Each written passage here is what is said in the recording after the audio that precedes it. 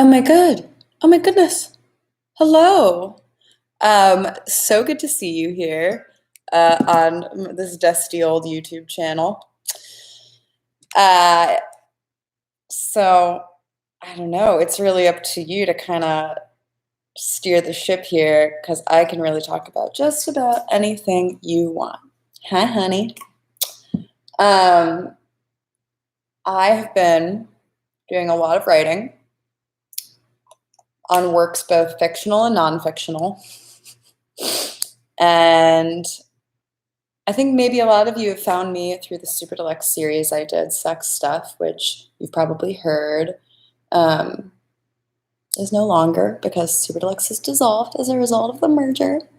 But I'm excited because I'm flying to LA tomorrow, meeting up with my team, and we're going to try to find a way to keep the series alive, pitch it elsewhere. It's not over. So Alexandria is asking, how are you feeling about the old elections? And I'm going to have to ask you to specify which old elections. Hi, Grace. Hi, Made of Clay. Hi, Rose Lemonade. I remember you from last time. And hello, Grace. How do I feel about the old elections? Very subjective question. Hi, Rachel. Hi, Tyla. Hi, Jennifer. Oh, okay. So Alexandria is specifying the ones that have just happened. Okay. Well, the truth of the matter is that I am not a politics person, or rather, I am not like a person who political knowledge and the way systems work doesn't really come naturally to me, but doesn't really come easily to any of us. My boyfriend, however, poli-sci major at McGill, the Harvard of Canada, or Yale of Canada, whatever, pick one. So he and I have, he has taught me a lot, actually.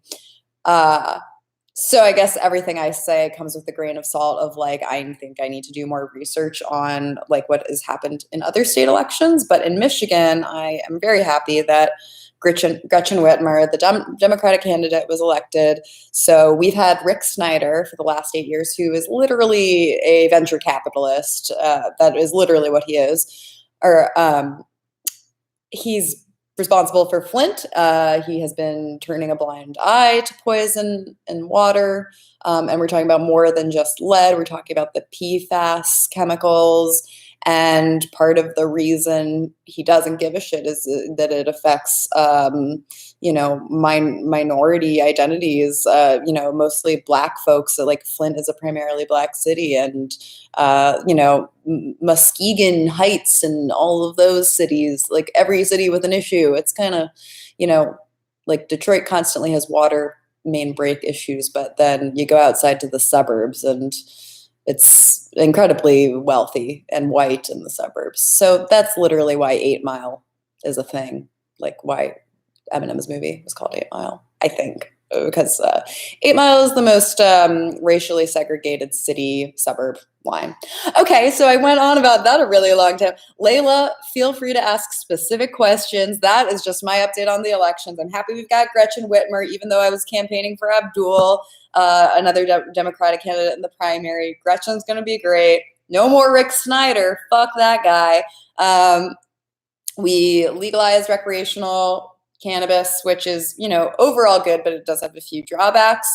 The bill also includes letting go previous criminals who have charges for it and changing it to penalties, which, I have to do more reading on, but seems positive. So, and the anti-gerrymandering law passed, or proposition passed. So that is great because that means that local officials can redraw district lines and make it so that when we vote in the next upcoming presidential election, the districts are more fair and not gerrymandered to, segment voters into different groups to the advantage of the GOP. So anyway. How do you actually get into sex education, Honey is asking. Is there any route educationally that could get you there? You're super big on biology, and you've always wondered if it could help you. Yeah, there's so many different routes. I actually started with a pre-med route And I decided not to do that because the only real reason I felt it would be a medical degree would be needed was if I wanted to be a prescriber. I mean, letters after your last name doesn't hurt, but they're definitely not necessary. So I did pre-med for 1 year of college and then decided not to do that. And I don't think that, I mean, I learned things from college, but I really do believe that when it comes to sex education, there's so much more anecdotal knowledge or just things you can learn in books that aren't necessarily going to be in curriculum at a university. There's Indiana University, which is connected to the Kinsey Institute. There's the Widener University program. There's the San Francisco Sexual Institute.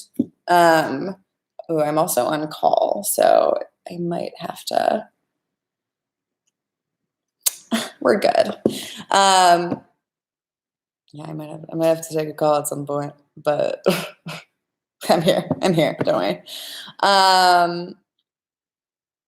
So there's really no one right way to go about it. I actually gave a talk at Woodhull Sexual Freedom Summit over the summer about ways to get into sex education if you don't have letters after your last name. And really, it kind of boils down to having a really good network of people. If you have a skill like writing, letting your education shine in writing. If you would prefer to do it on camera, do it on camera. If you want to have a podcast, like I think pick your niche and stick to it. That really helped me a lot. And I think for me, writing was my entry point because I was writing articles for various outlets, and writing for those places got me visibility elsewhere. There's really, again, you can be a sex educator just by giving a shit and wanting to be a sex educator, just kind of like being an artist. That's what I always say. You can just call yourself an artist and you're an artist. And there is no such thing as too many sex educators in the world. So, even if it's just like you checking the news and seeing articles people are posting about policy changes or whatever, like being that kind of melting pot of ideas and sharing your thoughts on them in a way that resonates with your personal take on it.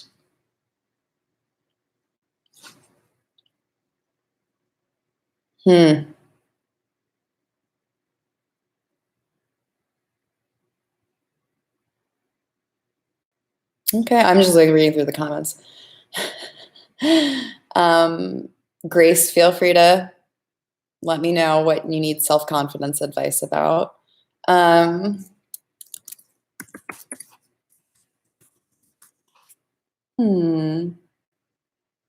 Okay. I'm not gonna lie, I just searched what a TPE dynamic is because I don't usually I haven't heard that acronym recently. Total power exchange dynamics. Abigail, my thoughts on total power exchange dynamics are that if they're consensual, that's great.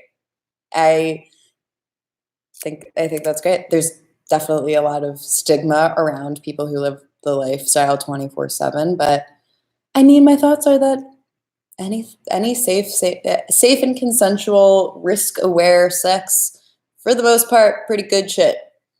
But feel free to go into more detail, and I'll give you more detailed thoughts.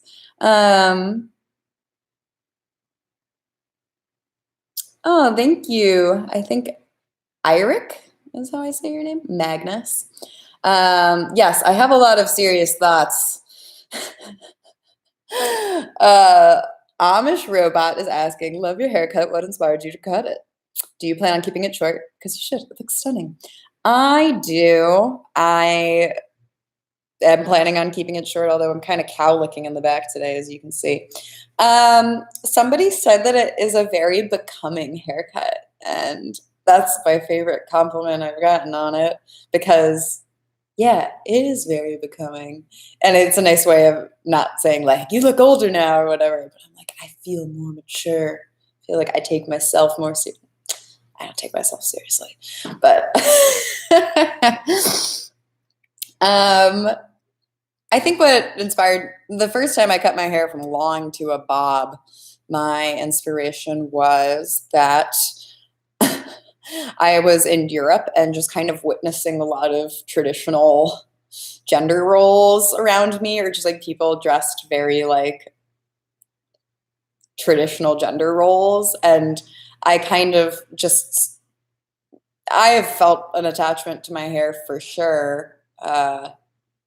I've had boyfriends be like, "Oh, you better keep your hair long. I really like it that way." And I'm just like, okay.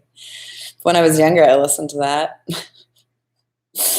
I think the guy who said that to me was just like, "I like long hair. It gives me something to grab onto." Like, that's not creepy as fuck. Also, you can grab onto this, so goodbye. It's much lower maintenance too. I really like wash it once a week, and showers are fucking great now. And my drain doesn't get clogged anymore. Do you think Instagram is on the way out for creatives? A lot of my porn actor friends are being censored like crazy on things that don't even seem very explicit. Well, James, for porn, it's really never been friendly. Like my post yesterday of me with a dildo pressed up against my butt was removed, probably because it insinuated a sex act. But I mean, Twitter has always been a little bit more friendly, but not totally friendly. It sucks that it's not like inclusive for adult performers, but also every single attempt to, I'm struggling with my hair. Just ignore. Every attempt I've seen to create a new social network has failed. That doesn't mean a future one, won't succeed, but I think that there would be a lot of benefit to having a better one. It's just like, it seems like we have a pretty solid monopoly on social media right now. So I don't know. I've just been trying to link out more. I don't personally have any tips, given that like my content is graphic in some ways, but it's also not like penetrative sex or anything. So I think that I don't have any personal tips and tricks on that. But yeah, I mean, even Patreon has really been cracking down on performers, so I have heard. So if I ever hear of better social networks, I will be sure to share them. But actually, not only do they not succeed, but I've seen some that have just been a huge scam, like kind of like pay to play types of things. So I approach that with a lot of skepticism. And again, like my livelihood is not as an adult performer, and I'm sure that like, yeah, I just can't speak to like how to monetize that other than like teaming up with like specific creatives, or like if you are a cam performer, obviously that's a different ball game. Or if you have like a ManyVids video account. I think I've just seen my friends kind of putting more of their content on more specifically adult friendly sites, because it's also easier to monetize that way. Ugh, it sucks, doesn't it? Sex ed podcasts. Oh, wait, I'm skipping some.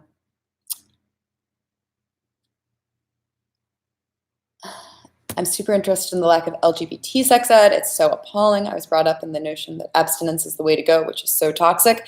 Yes, and actually, if you are in places where abstinence-only sex education is taught, pregnancy and STI rates are much significantly higher. And furthermore, nobody keeps abstinence vows. Like nobody keeps like a purity vow, and like they sooner or later break it. The small minority keep it, and when it is broken, it is often broken with really risky sex, because you haven't been taught about how STIs are transmitted, and you don't have, birth control options available to you. It doesn't really prepare you for anything, just like, not like STIs are comparable to a car crash, but it would be like being like, well, we're not going to teach you about like how to prepare yourself, how to defensively drive, because, if you're thinking about having an accident, it's going to happen. Terrible metaphor. Sex educators always go to driving. Like every sex educator I know loves to use like driving metaphors. It didn't really work that time. Sorry. But you know what I mean. I think we're all on the same page here. Yes, it's very toxic and puritanical and regressive and doesn't serve anybody other than maybe the parents who can't dare to think about their children being sexually active eventually, like those purity rings the dads give their daughters. Yikes, it's so creepy. Sex ed podcasts, honestly, I haven't been listening to many lately. I haven't been listening to any. To be honest, I've been listening to Reply All, which is not a sex education podcast, but they talked about they talked about the Sesta Fosta laws, which I appreciated, and I think they did some good reporting as outsider journalists, which I do think we get into too much of an echo chamber with sex education. So I like when outside types of media cover it, and they did a great job. And also there was great consent conversations on This American Life lately. I did not listen to the Radiolab one, but I know they did a thing on consent and Me Too. I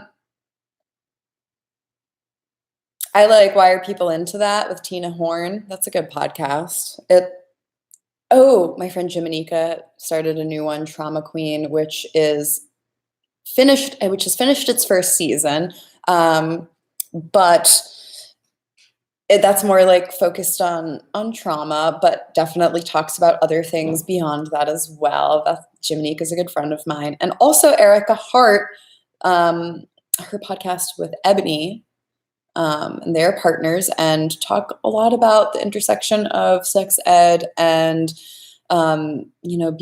just all of the racial oppression in the country. Really great about calling out white fragility, which I certainly echo, but Hood Rat to Head Rap is their podcast, and it's also fantastic. But also more about like intersectional, I'd say that's a more intersectional podcast than the others as well.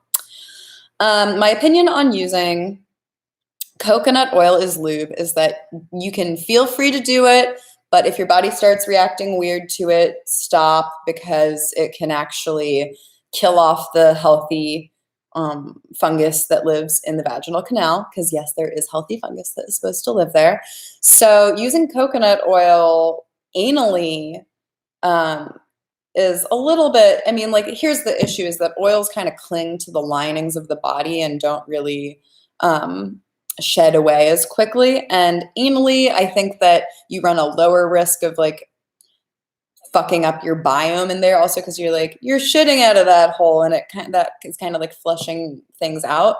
Vaginal canals are self-cleaning, but when you have an oil in there, it's going to be hanging out for a longer time. It doesn't just vanish. I would recommend using silicone lube as an alternative that is a little bit less, it doesn't hang out in your body as long.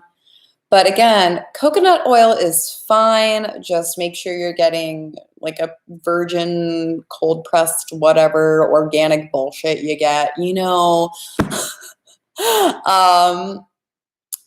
it's interesting too, because previously we did not think you could use coconut oil with toys, but it seems that if you have very high quality silicone that is not, because here's the thing, sex toy packaging doesn't have to tell you the truth. There is no laws that bind a sex toy package to tell you the truth. So the vast majority of things that say they're silicone are not silicone.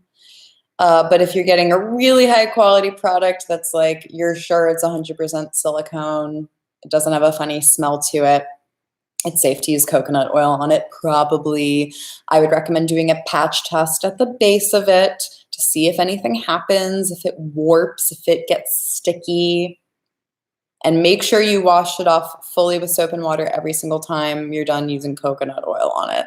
But yes, you're not going to die. It's fine to use. It's definitely better than using silicone on a toy, but I highly recommend the patch test and discontinuing usage if you notice yourself getting reoccurring bacterial or fungal infections.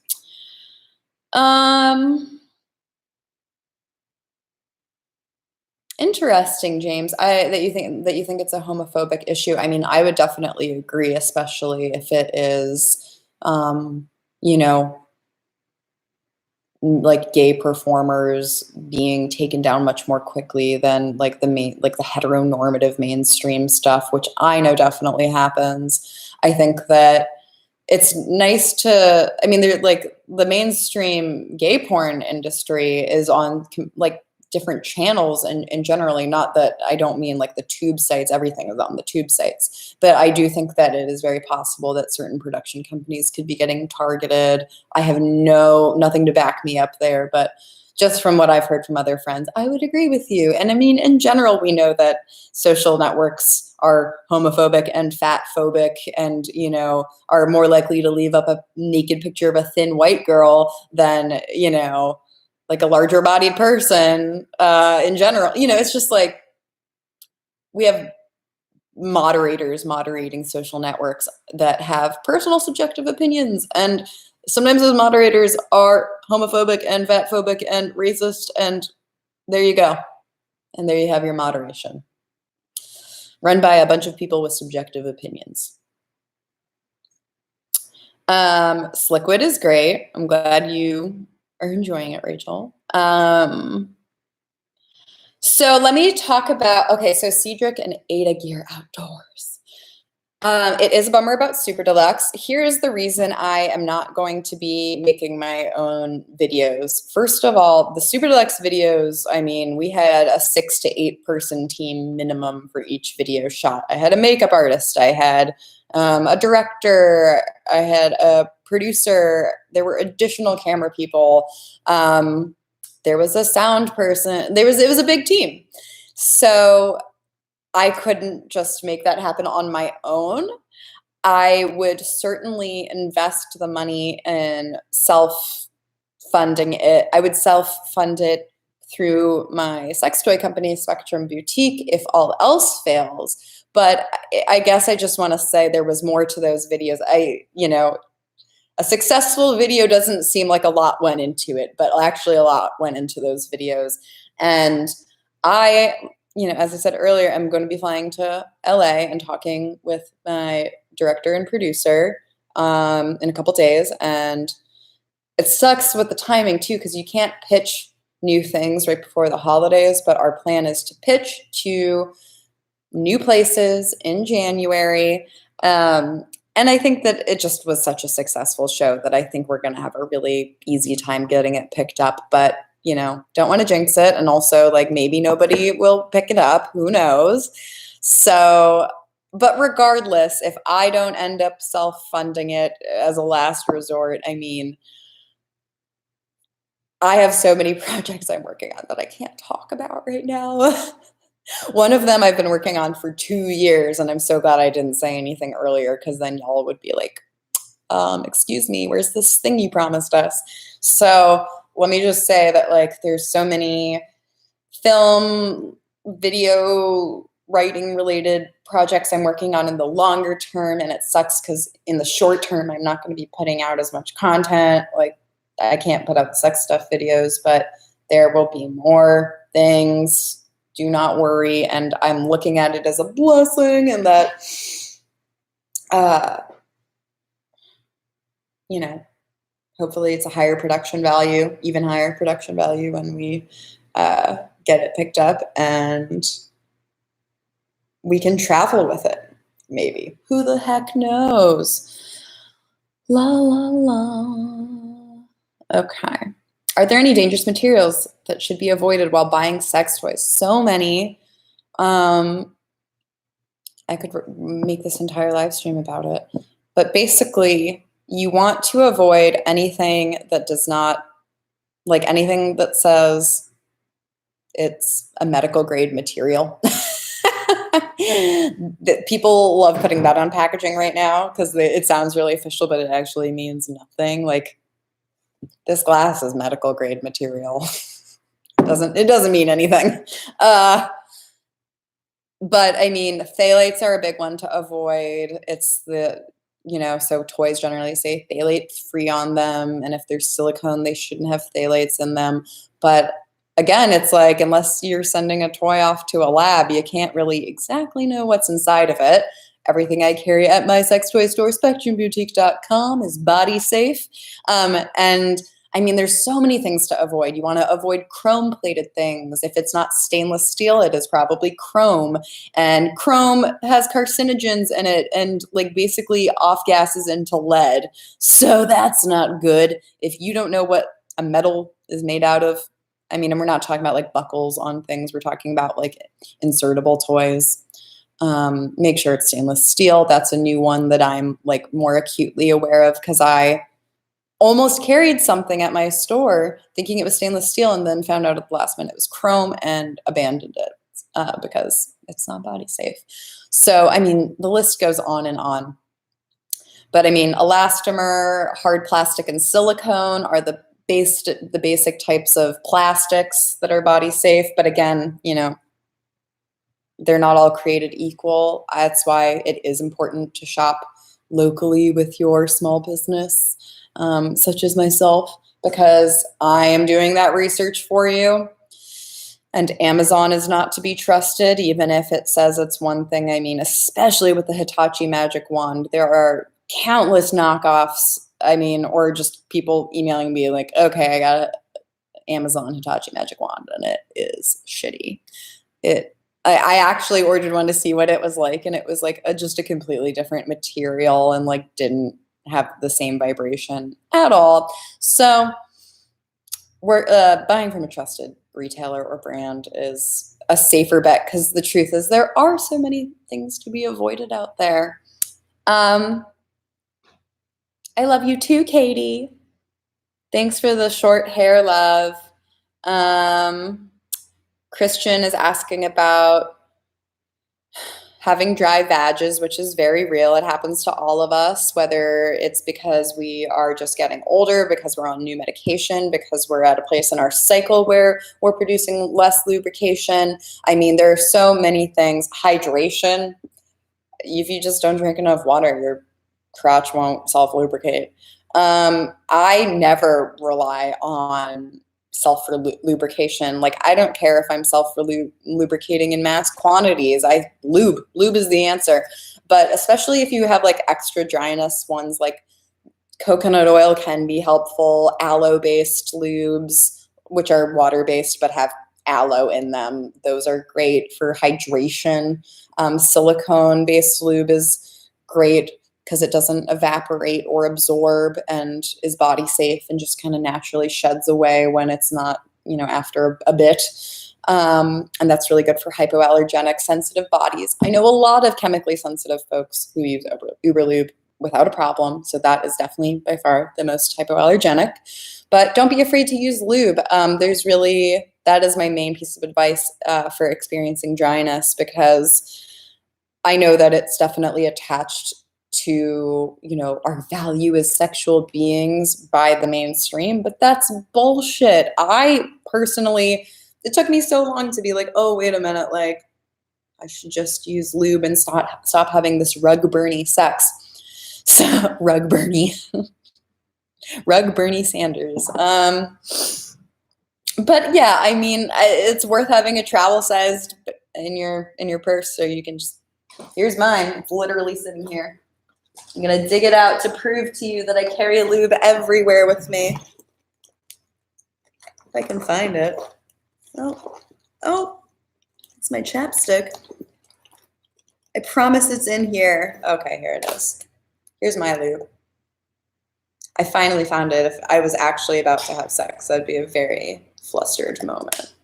So maybe you want to put it in a, like, just not in the main compartment of your purse like I do.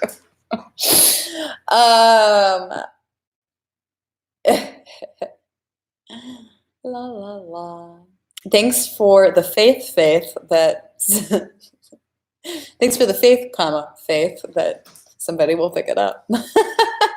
My favorite thing about having short hair is it takes 0 time to shower and get ready. And I feel like it makes a certain type of man look at you a different way, or not look at you at all. The type of male audience I lose is not a male audience I care about, and I feel like women actually like compliment my look a lot more But I feel very feminine with this haircut. I at first was like, oh god, I'm gonna have like I am a very femme person. And it was, while I can be more gender nonconforming with short hair, I still wanted to be able to be feeling very femme, and I do, and it feels great. It feels great to know that long hair isn't a requirement for femininity and femness. How did I make this a business? Well, let me see. Jeez. So many comments. Oh, okay. So talking about my business, and then I'll get to your questions. Beep boop. I am always honest about the fact that I started my business with money that my dad left me after he died. It wasn't exactly an inheritance. It was like his retirement fund. So I did not expect it. That does not mean I'm not privileged, but it wasn't a trust fund. But yeah, so I was given money. And I like to be honest about that, because if you're starting a business, people are not going to want to lend you money because, oh god, this cowlick is fucking killing me, you guys. There we go. See, I can still be high maintenance and vain even with a very low maintenance haircut. Yes, money. Financial institutions do not want to lend to people who are starting any type of an adult business. And it's really difficult because even if you do get an investor, then you kind of are answering to them, right? So I do have some friends who started their own businesses, and they are not in any type of sex industry business. And my friends who did start from scratch are not in the sex toy business. So unfortunately, I think it's kind of just like you have to keep trying and get ready for lots of rejections, because in general, taking out a loan is the best way to start a small business. But I mean, while I had a little bit of money to start my business with, it actually was not very much, and it did not take very much to start, especially because it's online based. So I really just needed money to pay graphic designers and programmers. And then I needed the money to buy the inventory. So yeah, again, I like to talk about this because I don't want you thinking you can just run out there and do a thing without these, roadblocks. Ooh, I'm going to pause. Hello. That's fine. My boyfriend's home. If you would like to talk to him, you're welcome to. Would I ever come to Australia? Sure. How's it going with the soup? Ooh, wait, I need to actually do that. You want to say hi, Mark? Sure. This is my boyfriend. Hello. He just got home from work. What's up? Not much. They reminded me to put the soup on. I want to eat soup.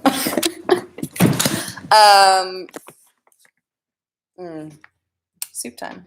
I'm making a chicken tortilla soup. Pre-chopped everything. Do you need me to? I'll just do it. Are you sure? Yeah. Can I email you the recipe? Please. Cool. Stick with your people. Okay. So soup isn't happening. It was fun to say that you have to watch me make soup, though. It wasn't enticing. Hold on, let me email this recipe to you, Mark. Tell them to follow me on Raw Ecstasy. Oh my god. They're telling you, he's saying follow me on Raw Ecstasy. If it helps at all, it's got a lot of me on it too, but he's doing a good plug for himself right now. Let's see.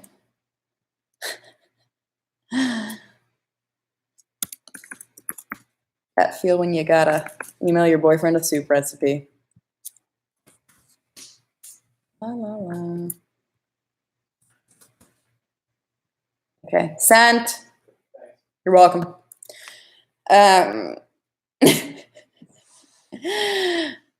Christian Spaziano says he has cool glasses, and somebody else is saying I like his beard. Thanks. Y'all want to interrogate him? He's very interrogatable. Somebody, Christian says, is he into butt stuff? I don't know. Do you want to talk about that Like one? my butt? Sure. Why not? It's funny because we're both kind of like meh about our butts. Like we'll get into it, but it's also like not the main course on the table generally. Yeah, exactly. Such a brave soul speaking to the masses about butt stuff. Bless you, Ron Ecstasy. Lol, degenerate. Hey, Randy, we want to get a dog Randy. and name it Randy. What do you think about that? After Would you like that? Randy. We're gonna name it after you, Randy Lenz. But no, we just like the name Randy because it's like Randall. it's like saying that you're Randy! horny. Randy, come here, boy. Yeah. Well, anyway, thought you would like that. Bye. Back to Soupland with Yi. Let's see. Oh. Well, Randy, I disagree that we value pleasure a little too much because we do in certain communities, but not in others, right? Like, I don't think that like we are pleasure focused right now because up until this point of time, there has been only a fear and shame based approach to sexuality and sex education. And like, I agree, like on if what you're trying to get at is like, it's easy to get lost in it and use it at like everything in moderation. I do think that, like, for instance, with me, I was so hypersexually active for a period of time in my life because I was really avoiding a lot of things going on with me emotionally. And this is just me speaking for myself. But specifically, what I was struggling with was melding emotional intimacy with physical intimacy. So, in that regard, I do think like perhaps I was in the name of pleasure or something, or hedonism, really just ignoring other things. But I think if we are in a healthy place, you know, go get them, you know?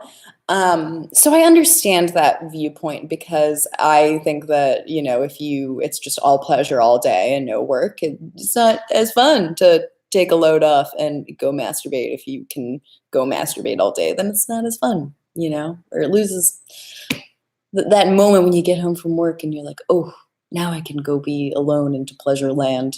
I don't know. Maybe I'm reading too much into this, but I'm trying to, you know, work with what you're giving me and speak to that middle ground because it is a nuanced question. I think that we would have world peace if our world leaders were putting their pleasure, you know, higher up on their list of priorities, because I think we got a lot of stressed out, sexually frustrated leaders in our world.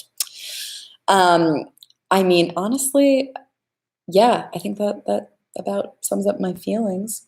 And that's okay that you disagree, but those are my thoughts. Yeah, I mean, I think some people are bringing up the Shibari video, and I think that's such a great example of how, you know, I'll give you lots of examples of sexually deprived world leaders. Easy. All of them, yeah. But I think it's also just like, where is the motivation in discouraging people from having bodily autonomy and pleasure on their own terms?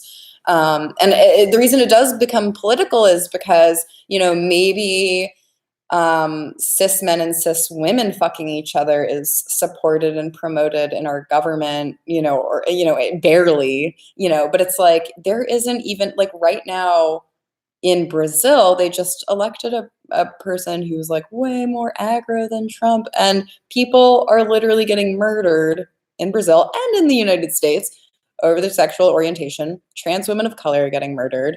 And it's just like, it leads to violence when you don't make sexual education comprehensive and inclusive, because people are losing their lives, and maybe your life isn't on the line, Randy, but other people's are. So it's really important to have, like, it not just exist in a vacuum. We do need people talking about this on a political level. And I don't think that that needs to saturate every aspect of politics, but it is just completely neglected. Well, Randy, you started it and you can leave anytime. And I am a lunatic. Yes. Yes. Mental health, all the issues. Yes. It's great.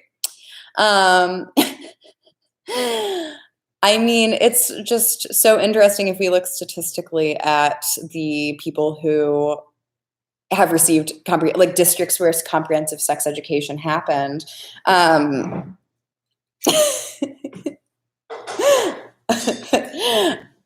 Okay, Randy, why don't you start like a sex blog and see how many people follow it? I think this is a really great point, and I'm so glad we're arguing about this because it's just like, I mean, and you're taking such a weird angle on it too, because like consumerism, sure. I mean, like, I am never going to lie to you about the fact that I sell sex toys for a living, but I also don't sell people sex toys that they don't need. Like, if somebody's coming to me for a vibrator, I'm not going to be like, and here's a butt plug too. I'm going to be like, cool, let me help you find that vibrator.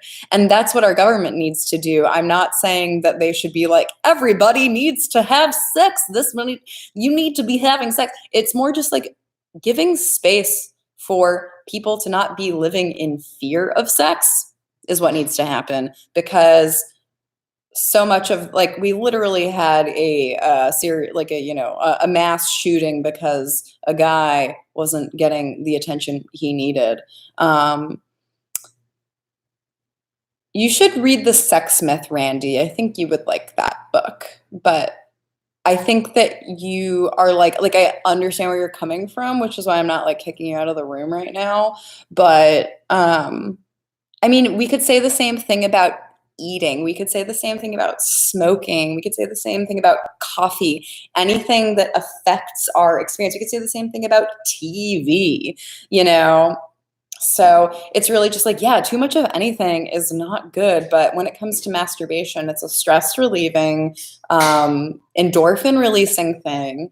And it also helps us get to know our bodies better, in order to better inform our conversations with a partner, which in turn leads to more consensual, loving relationships. And generally, like, part of the reason there are so many issues in the world right now is like anybody can have a kid and nobody is given a roadmap how to do that. And we instill the same things that we've taken from our childhood, all of our unresolved issues, and project them onto our children if we haven't dealt with them. And a lot of the time that results in sexual trauma and sexual abuse, not necessarily from the parent, but from a person the child is left in the care of. And like, it directly leads and correlates to sexual violence, and the research is out there, Randy. So I think that preaching pleasure to the people actually does take a gigantic step towards world peace. You're talking, okay, well, I'm just gonna like mute him because he's like going a little cray right now. I'm putting you in a timeout. That's cute. Nice. Randy's in a timeout because now he's like, well, polygamy, this and that. And like, clearly he doesn't know what he's talking about, because like polygamy is like very specifically men with multiple wives. And people often confuse that with polyamory, which is a very different thing. Polygamy, no good. Polyamory, awesome if it's for you. I know, and that's kind of what's cool about, wait, someone said Randy is my cousin. I hate him. Oh. Have I ever tried yoni massaging to manifest and heal? You know what? I haven't, but I totally would. And I've actually asked if anybody ever has brother husbands for the win. Love it, Lucius. That's good. I haven't tried it because I think that I would want to make sure I'm with a good person doing it. But if you ever know of like specifically a woman who does somatic healing, I would love to try that out. The reason I haven't dived into it is just because dived into it is because of that. I just want to make sure I'm with a person I really love and trust. But yeah, like maybe you can teach. Ooh, yeah, I bet Australia does have a lot of yoni massage people. That sounds really cool. Um, yeah, please do. You can always send me an email. I'm just going to type my email address. You can always email me at zoe@spectrumboutique.com. How many partners can I have in polyamory before I'm considered a slut? Mark, don't laugh. I don't know. I think that, well, it is funny because like the reason it's funny is like you could have one partner and somebody could call you a slut. So that's kind of what is funny about that.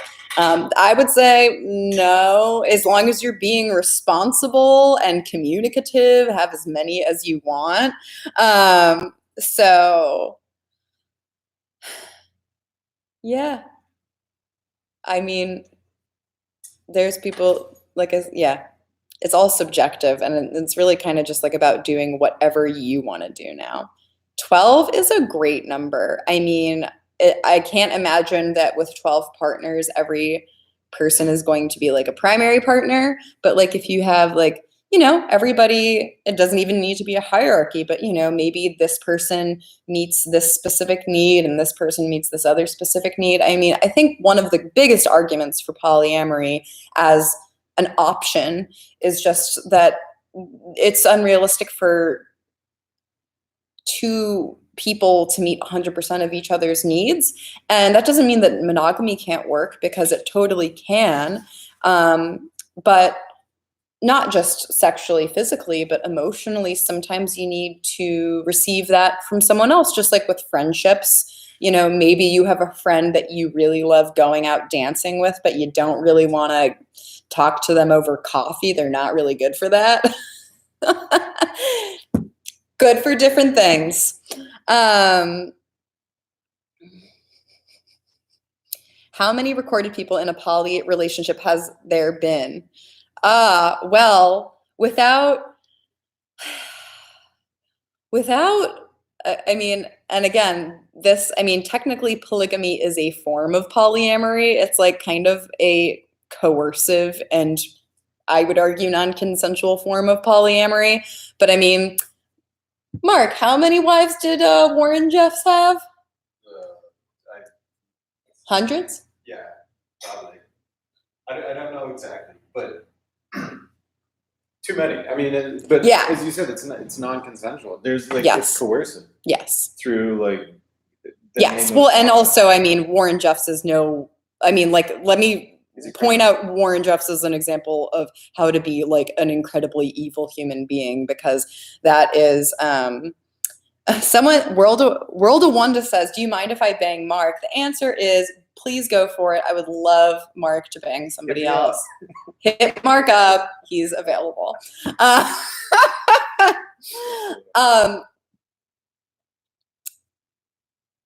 What about children? Is it beneficial for them to have stability in their parents, or is this advice for people without children mostly? That's a great question. I have a friend who has a kid and started in a monogamous marriage and opened it up to non-monogamy. I have a friend who has 2 kids and is currently, like with multiple partners. And they each choose to do it differently. Some of them choose to have the other partners be a part of their kid's life, and some do not. I mean, this goes for the same thing with monogamy. I mean, I don't think it's a good idea to introduce, like, let's say you're monogamously dating. I don't think it's a good idea to introduce your kid to every person you date. I think it's like, no, you introduce your kid and make a person a part of your kid's life when it is, like they are an established part of your life and they have a specific role that they can play in your child's life.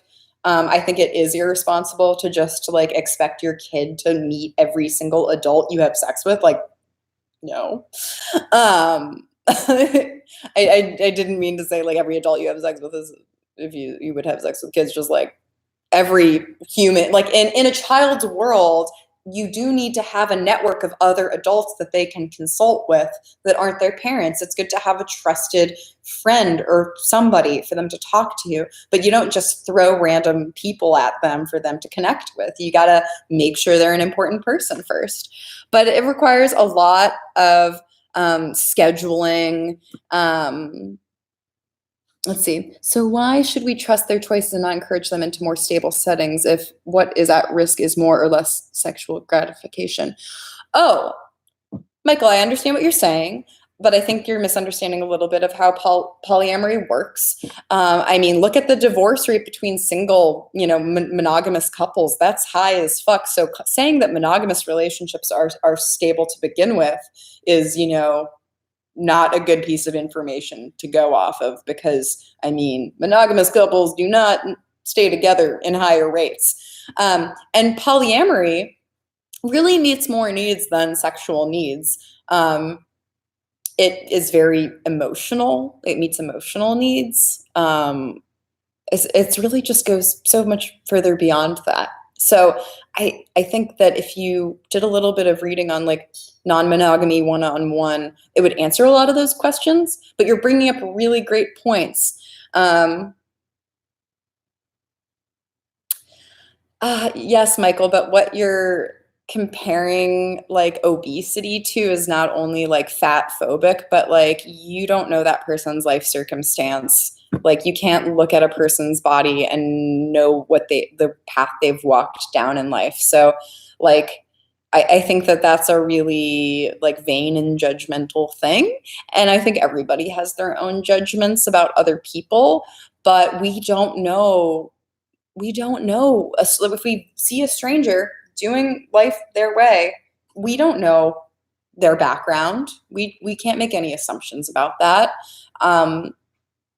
I don't have the answer to like how we stop traumatizing our youth and, create more responsible parents in general, but we definitely need to. And I think it starts with really small things like, just like teaching a kid that they don't have to hug Uncle so-and-so or sit on, cousin so-and-so's lap if they don't want to, because that they don't have to.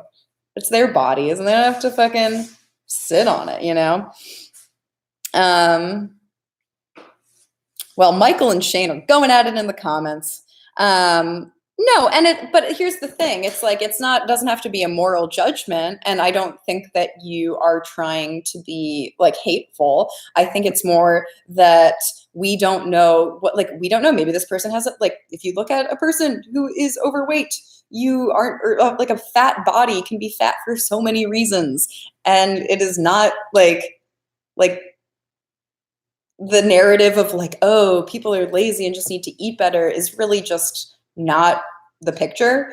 I mean, if you have a thyroid issue, there's so many health issues or medication changes, or like life circumstances, or like illnesses. It's just like the list goes on and on. And that's why I say I mean, there's a difference though between like and I'm only using this example because this is what Michael brought up. But like, this is not a comparison. This is also very different than like watching somebody like hit their child in public, for instance. Like that's a bit different. Anyway, I'm going to kind of like go off of the conversation about parenting. Listen, I'm so excited to field these more nuanced questions, and like I want to keep everybody talking, and I want to keep people I don't want to remove people. I'm only going to remove you if you're kind of like taking over the conversation in a certain way, where you're kind of like prohibiting the conversation for other people. But I think that, I mean, not to be cheesy, but it's really important for us to have conversations about why, why it is okay. And in fact, maybe is a more healthy choice to raise a kid in a polyamorous family. I understand why people are, a bit shocked to even think about a thing like that. That makes total sense to me why you would think that. And before I had more information, I would have maybe thought that myself. So this is about learning. And I think that we can change our perspectives when we have a lot more learning. Isn't parenting inherently related to sexual expression? Oh, no. Uh-uh. That sounds like really abusive, actually, if you link it to that. I will move on from Michael. I'm gonna mute him too. Put user in timeout. My boyfriend's passing me a joint right now. Is it okay to well, you know what? Thank you all for bearing with me while I address the more like intense comments, because I think that like I want to be able to talk to everybody, and I think it's really easy to just like talk about fun things like butt stuff, but like as long as it's pushing the conversation further along, like I want to keep talking about these things. So Chaya, I hope I'm not mispronouncing your name, is asking, is it okay to remove yourself from a relationship if it's toxic, but you believe that they would spiral without you? Hey, wait. You can do that on YouTube. Oh, I can't smoke on YouTube? Oh, no. Oh, I don't care. It's tobacco.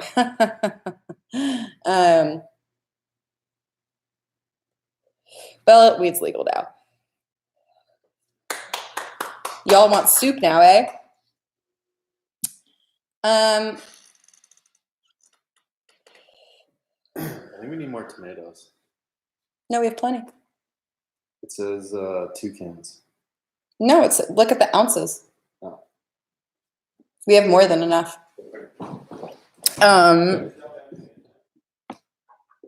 Oh, that's okay, but it should be enough. The black beans do half a can. If somebody is toxic and you're in a relationship with them and you think that they will spiral, that's very difficult. Definitely consult with a therapist if you have one, or a person that intimately knows both of you, if that is available to you. If not, I mean, ultimately, here's my answer. If somebody is toxic, it is not your job to save people or take care of people. You can provide resources, but after a certain point, it is very important, depending on what the toxic spiral involves, for you to keep yourself safe. And like, if you need to get out of the relationship, like, I don't think that there is any purpose in going down with the ship. But I mean, it's a really difficult place to be, especially if it's like, people say never give an ultimatum in a relationship, but I say that you can give an ultimatum in a relationship, especially if that, I'm sorry, all the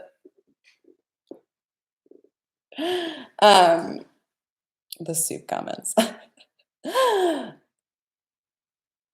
But yeah, that's a difficult one. And every time somebody I know finds themselves in it, there's never a clear-cut answer. So I think it's good to, like, of course, always err on the side of caution. But I think that if you are reaching a breaking point, then you absolutely need to take care of yourself and provide as many, support them in any way you can while not succumbing to the toxicity. Again, it's hard to say without specific details. Like, we don't, like, is the downward spiral suicidal ideation? Is it drinking? Is it both? Like, yeah, there's just so many variables out there. But in general, those are my feelings. I feel like they just want to grow, but I'm actually growing. I'm not sure I understand what you mean by that. I don't have a double jointed thumb.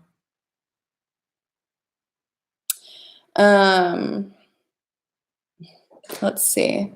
I would love to do a night with you, Maze. That sounds really nice. Where in Australia do you live, if you feel comfortable sharing? And let's see. They judge me for it because they don't feel like they're doing enough.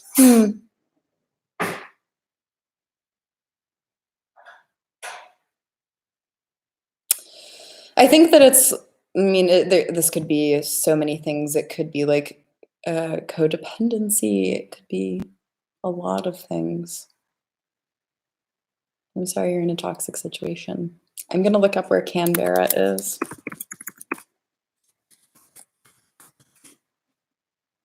Let's see. What are you near?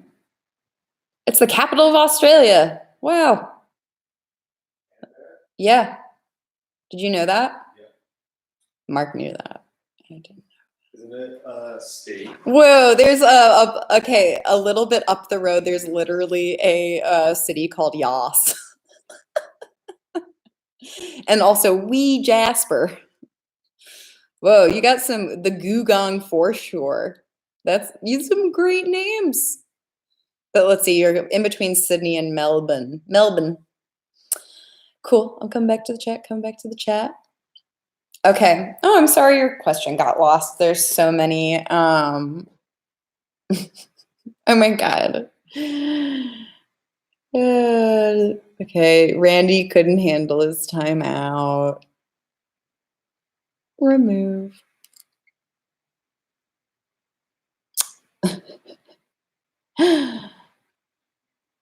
Okay. Will more live streams like this happen? I hope so. Every time I say I'm going to do it, it is a while before the next one, but I'm going to try.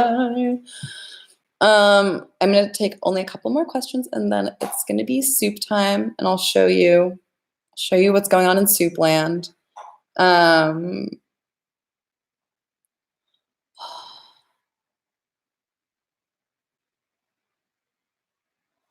How can couples keep an intimate connection alive in a long-distance relationship? Is there more than just sexting, etc.?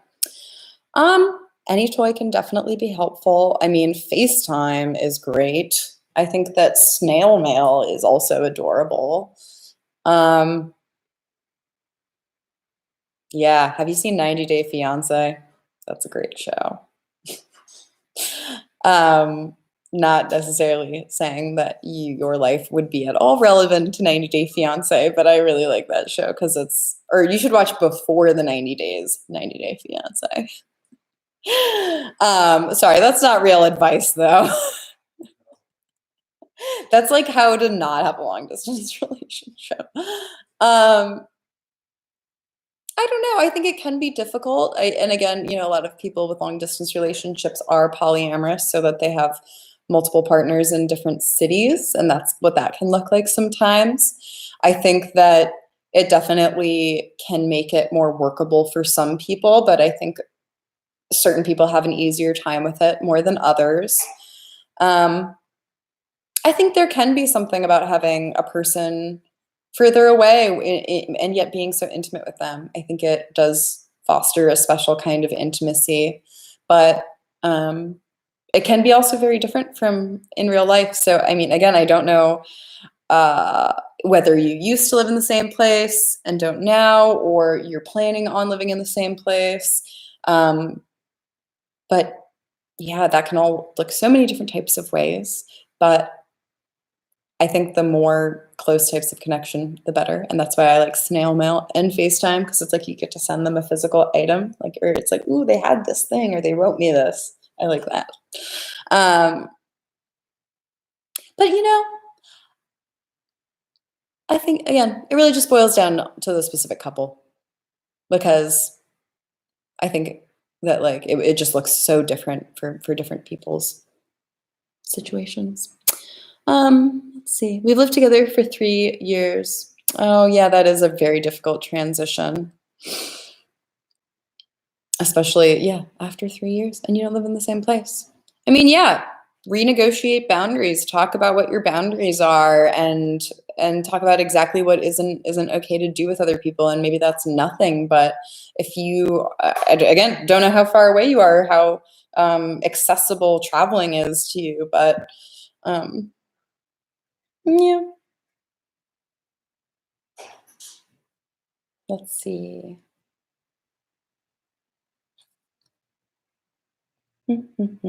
Well, I'm going to head out. I have made it so that these guys who were just talking about useless subjects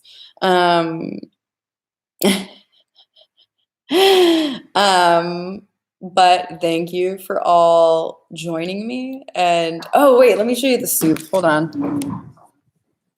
I love everybody being like, oh, this is a lefty channel. I'm like, okay. Get disgruntled if you want. Let's look at that soup. It's like not ready. It's like not ready. But it's okay because it's an instant pot and it only takes 30 minutes. Yeah. So bye everybody. You like my yellow walls? Here's a molding based off of my vulva. Yeah, it's made out of Sculpey. It's not that accurate. And then also over here we have Jesus on a cross. Anyway, there will be more. I'll try my best to make it a regular thing. Thanks for joining me. And yeah, I'll talk to you soon. And this will be saved up. Even this was more of a rambling one, but goodbye.